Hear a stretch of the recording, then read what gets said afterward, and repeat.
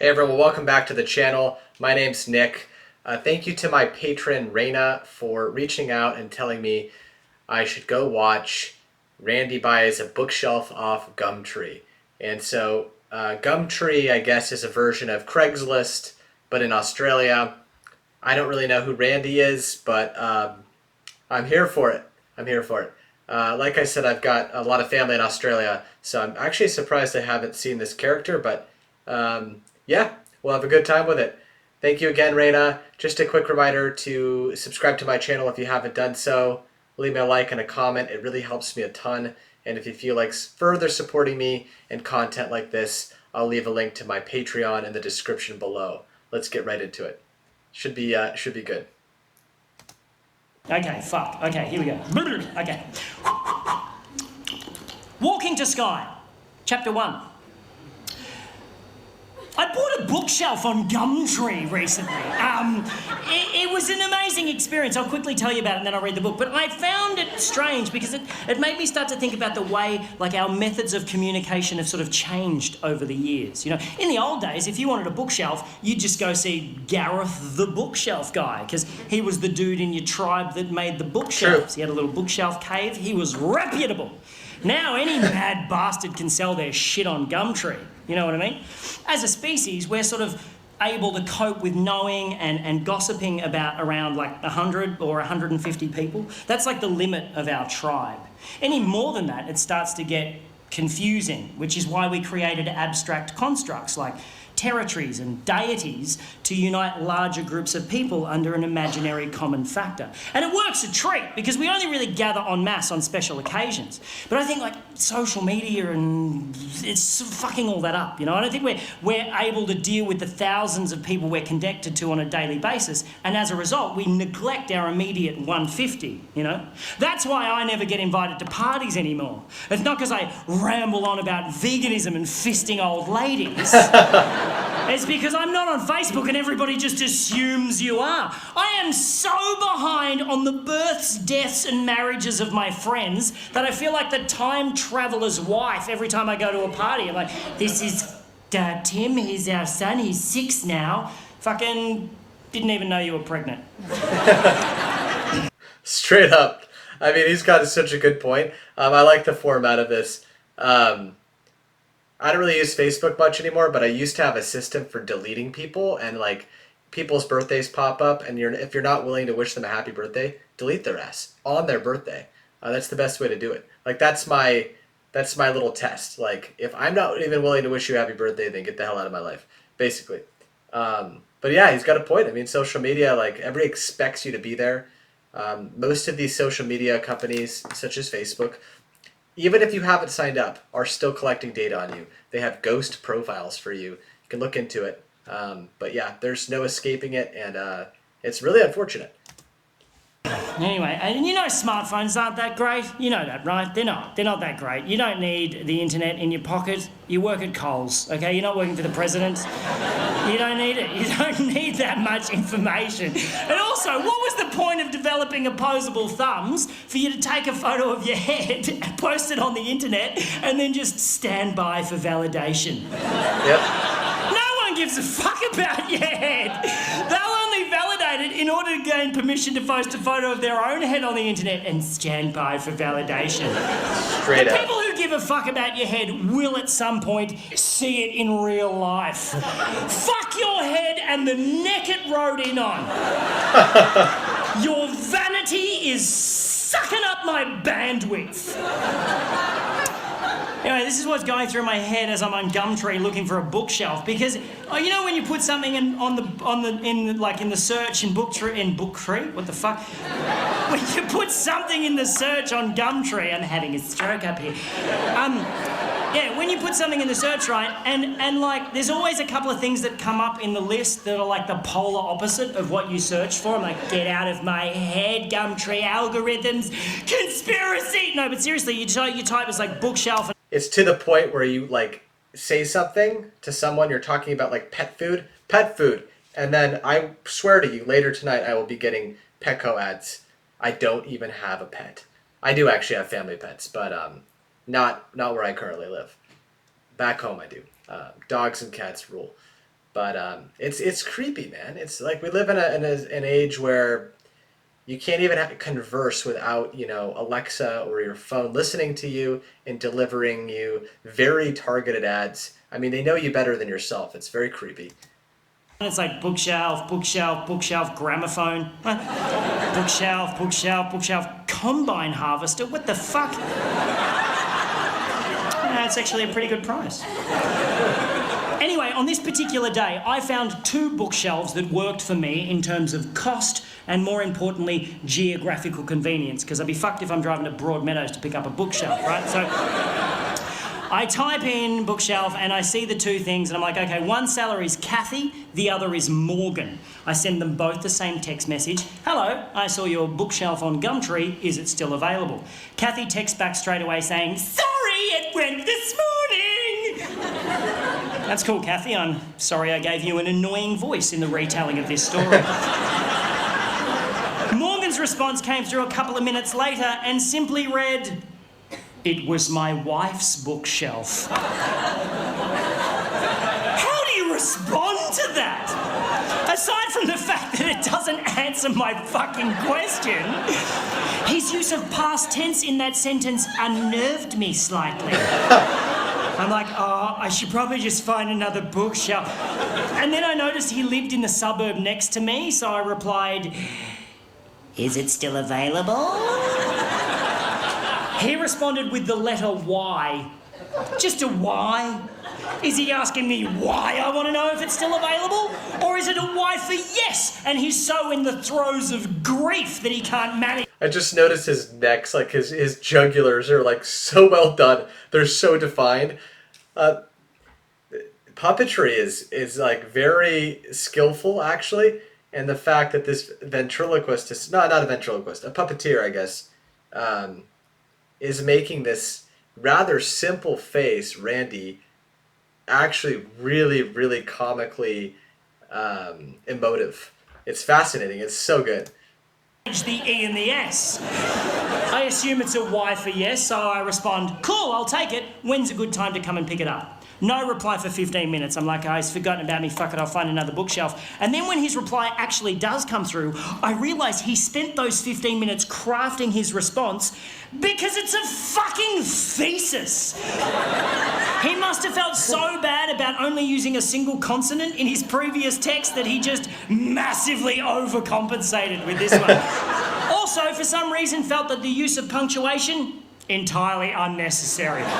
So it's just one obscenely long sentence which reads, you must come and pick up now. I only have short time here at house and also it wide. So bring van or trailer and there stair. But I can help you carry downstairs. If you come park out front, walk up past ring bell and I will help you carry it to trailer or van. I only accept cash and if you do not come now, I will sell it someone else.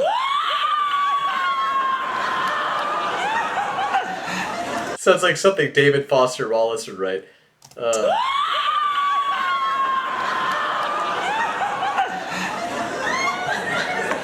I'm thinking, I should just find another bookshelf at this point. But now I am fascinated by Morgan, and I simply must meet the man. So I drive over to his house. Oh, before I left, I sent him a message saying, cool, I'll be there in 10 minutes. He replied, okay, but spelled it O-K-A-Y, which just fascinated me more that he'll use 4 letters to spell a 2-letter word, but only 1 letter to spell a 3-letter word. Morgan is off the fucking chain!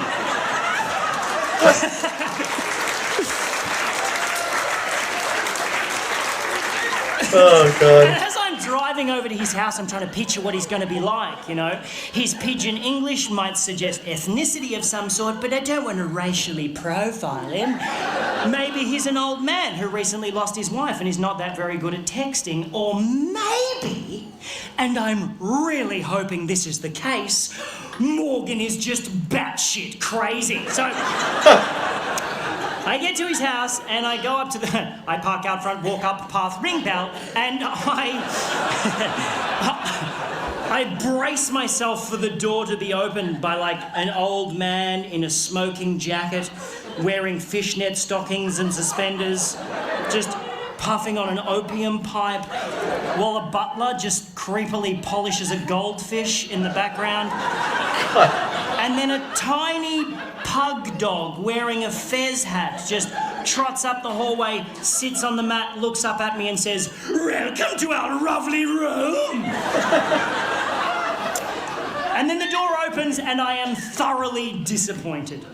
Before me stands an average Caucasian male in his mid-30s, dressed casually, hipster chic, stubble, glasses with designer frames, expensive watch. I immediately think architect, but the house is too cheesy for that. It's like a double-story doll's house with bay windows. But definitely a designer of some kind, maybe a graphic designer. He's too skinny for manual labour. He's too hip for the public sector. But this can't be Morgan.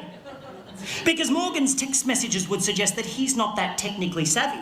And then the man standing in front of me says, "Hello, my name's Morgan." And the plot thickens! The voice work here is brilliant. Like, he's just bringing this character to life.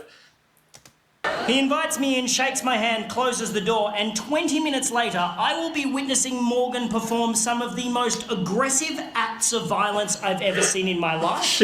And I will be speeding away in my car, bleeding from the face. Here's how this shit went down. I go into the house and I notice two things immediately. One, this is a house in the throes of renovation. Nothing too extreme, but there's like drop sheets on all the furniture, there's freshly painted walls, there's a bathtub wrapped in plastic in the hallway awaiting installation. Someone's doing some work on this house. The second thing I notice, on the way up the stairs to the second floor, on the first floor landing, is a wedding photograph featuring a very cleanly shaven Morgan with a very beautiful bride, very much in love. The photograph is very much on the floor and the glass in the frame is very much smashed. She's not dead, she's left him, and the plot thickens a bit more for Morgan. And as Morgan unceremoniously, kicked the photo frame to one side on the way up the stairs, I really wanted to pry into Morgan's life and ask heaps of inappropriate questions. But he was clearly a broken man. He had this terrible air of sadness around him, so I didn't want to intrude.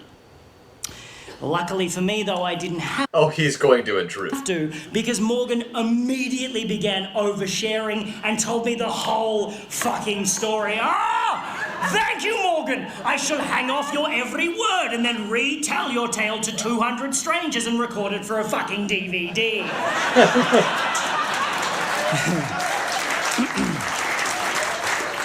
He is a graphic designer, yes, and he's really good at it. He does massive rebranding campaigns for large corporations. He gets flown all over the world doing this shit, right?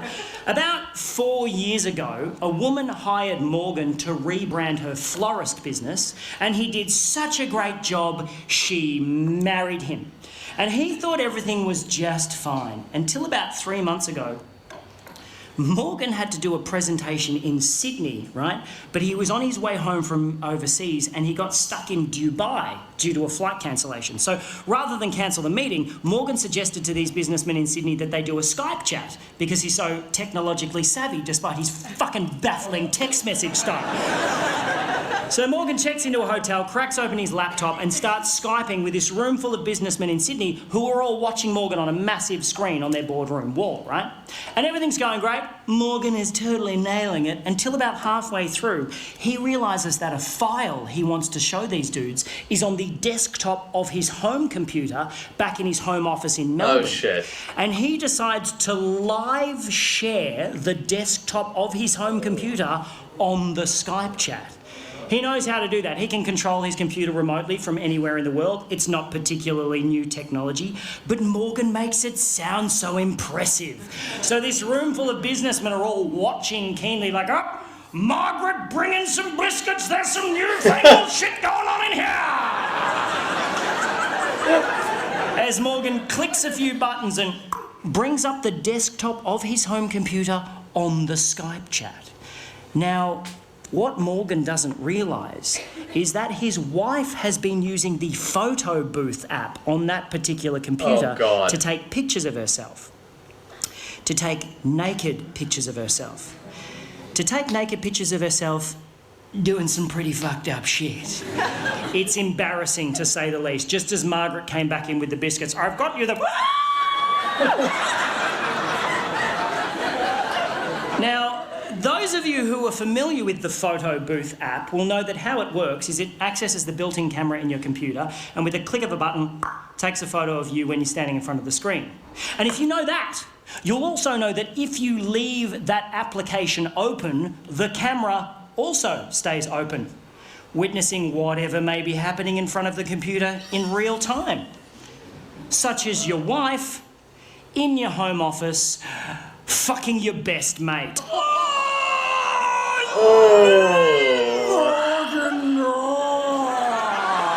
On the home laptop? Like, what are you doing? Morgan then goes on to tell me she's keeping the house, his former best mate is moving in, and while they're out for the day happily shopping for fittings, Morgan must suffer the indignity of moving his shit out and selling the stuff they don't want on Gumtree. Wait, what the fuck, man? That is such a shit trade, or shit end of the deal. How does that even work? Getting kicked out of your house, maybe you co-own it. What? To this guy. It's at this point of the story that Morgan starts crying. He breaks down, and I do not blame the man. It's fucking horrible, and I just want to give him a big hug and say, everything's going to be all right, Morgan. But I am holding the full weight of a bookshelf halfway down a set of stairs, and Morgan is the only thing stopping that bookshelf from caving my face in. I was like, Morgan!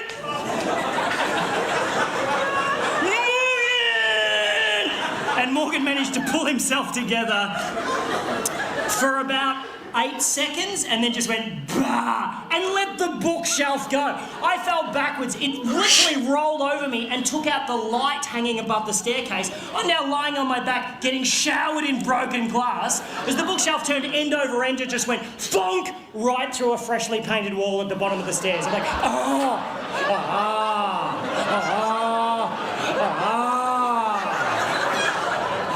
I've got a tiny cut on my forehead, which is just pissing blood for some reason. Apart from that, I'm fine. Morgan, however, he's not fine. Morgan is the opposite of fine. Something happened when the bookshelf lodged itself in the wall, and his sadness just went away in a second, and he started pissing himself laughing. Hysterical. And he had the creepiest laugh I've ever heard in my life. I'm standing going, this is weird, and he's going, like some sort of demonically possessed baritone kookaburra. He's like,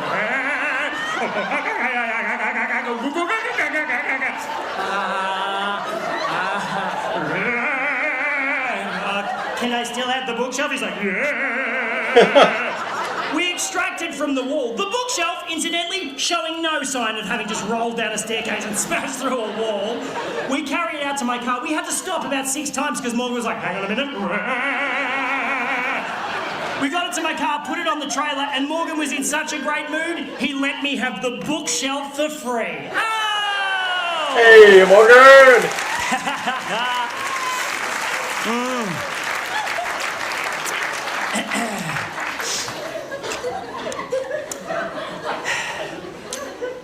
And that's where the story should end. But there was something about the bookshelf going through the wall that flipped a fucking switch in Morgan's head, and he is now hungry for more destruction. So as I started tying the bookshelf down to my trailer, Morgan just strolls over to like an upright mailbox on the front lawn and just starts trying to wrench it out of the ground, just really putting his back into it. Like, I'm like, you okay, buddy? He's like, yep. He pulls it out of the ground, whereupon he wields it like a fucking battle axe and just starts smashing up the front garden, just beheading the daisies, fucking up the lavender. I'm like, hey Morgan, maybe you want to stop and think about that. And he wheeled around and looked at me like Jack Nicholson chasing Shelley Duvall up Here's Johnny! the stairs in The Shining and said, why don't you mind your own fucking business? Yes. Yep, cool man. Yep. Now, I like tying knots. I'm quite good at tying knots. If I tie something down, I take my time because I want it to stay there. But as Morgan nonchalantly strolled up the driveway, rolled up the garage door, and put the mailbox through the windscreen of an Audi, I must admit, I kind of rushed my knot tying job. I got in the car, I'm about to drive off. I'm like looking at the house going, I'm sure he'll be fine. And then an armchair smashed out of an upstairs window and just went doink, doink, doink, doink down the front lawn. I was like, what's my duty of care in this situation? I didn't want to call the cops on him. I didn't want him to trash the house. I'm like, fuck, I'm going to have to talk to Morgan. So I got out, I walked up the driveway, shitting myself. You know when someone does something really violent and you're just like, fuck, we're not supposed to do shit like that.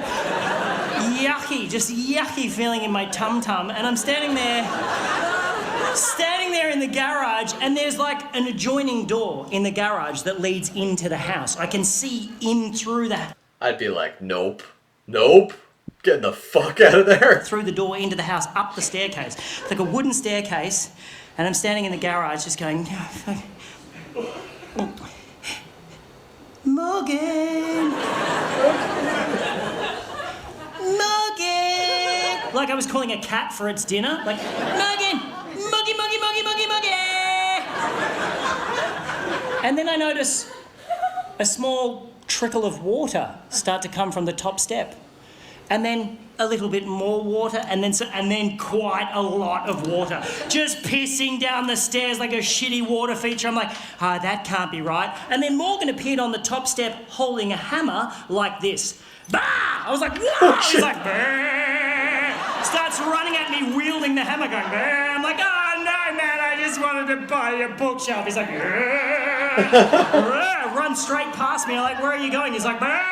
Made a beeline for my car. I'm like, no, man, stop. He's like, stop it, just stop. He spins around and goes, I just checked my phone. She texted me 15 minutes ago saying she'll be here in 15 minutes. We gotta go. And gets into my car.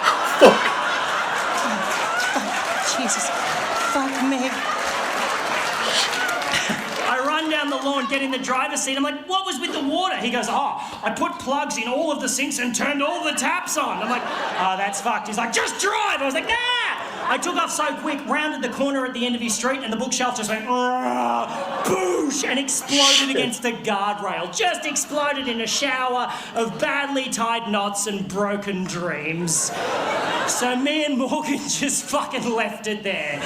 Like a little breadcrumb for his ex-wife to find on the way home to her destroyed gingerbread house. I dropped Morgan at a train station. I have never seen him again. And that, my friends, is why I no longer shop on Gumtree. Thank you very much. Thank you very much. Oh my god.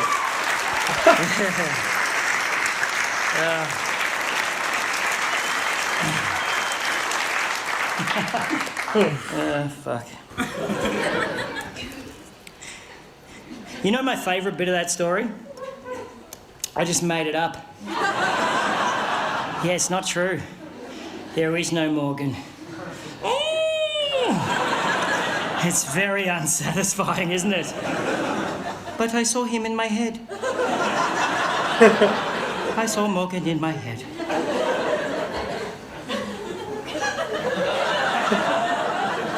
Why is it we can feel so robbed when someone tells us a story we just heard isn't true, and yet so... Have you read The Things They Carry? A war story, right? And the author, I'm trying to think of his name. Incredible book, The Things They Carry. Tim O'Brien. And the whole time, multiple times throughout the story, he comes in and says, this is not real. Or is it? And you have to question whether it's real the whole time, even though it's the most convincing graphic tale you'll ever listen to or read. That's what this reminds me of. Why is it so satisfying or unsatisfying to know that something's real or not real? It shouldn't matter, but it does. So satisfied at the end of a fictional novel? No. You know the other great thing about that story? First draft. Fuck you, Hemingway! Fuck you, Hemingway.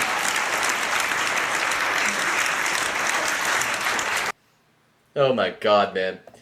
So is he a turtle? I'm trying to figure out what he is. I like him, man. I like him a lot. He's so damn expressive in his voice. He made a whole story about buying something off Craigslist, essentially, Gumtree. Like, wildly entertaining. Just pure mass chaos and destruction. And he made it all up, but it doesn't even matter. Randy Feltface. Okay, so the Sydney Comedy Festival. Thank you, Raina. I really appreciate that one. I literally can say I've never heard of Randy, but probably won't be the last time I listen to him. Thank you very much. If you liked it, please hit subscribe. Leave me a comment. Where should I go next on my Randy journey? I will see you in the next one. Take care.